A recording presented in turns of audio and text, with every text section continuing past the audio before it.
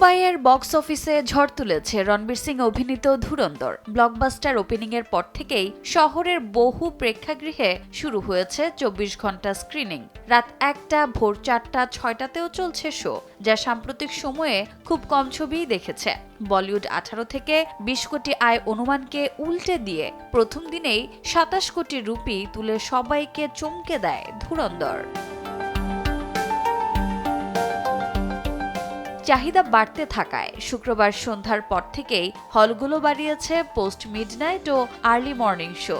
চাকালার PVR সাঙ্গামে রাত ১টা ৫০ মিনিটে, মেট্রো ইনক্সে ১টা ৩০ মিনিটে আর ইরোসে আইএমএক্স সংস্করণ দেখা যাচ্ছে সকাল ৬টায়। ভায়ান্দারের ম্যাক্সাস সিনেমায় রাতভর ৮টি শো আর বরিবলিতেও চলছে টানা স্ক্রিনিং। শহর জুড়ে যেন একটাই নাম, ধুরন্ধর।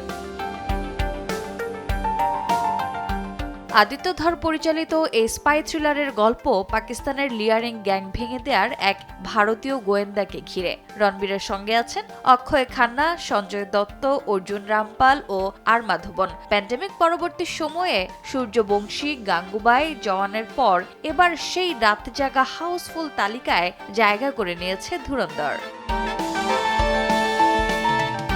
এখন পর্যন্ত মুম্বাই মেট্রোপলিটন অঞ্চলে কমপক্ষে ৬টি হলে যুক্ত হয়েছে মধ্যরাত থেকে সকাল পর্যন্ত একের পর এক শো। পাশাপাশি Inox Malad, PVR Oberoi, movie time Goregaon সহ বেশ কিছু হলে রাত ১১টা ৬০ মিনিটে শুরু হওয়ার শোগুলো পোস্ট মিডনাইট হিসেবেই ধরা হচ্ছে।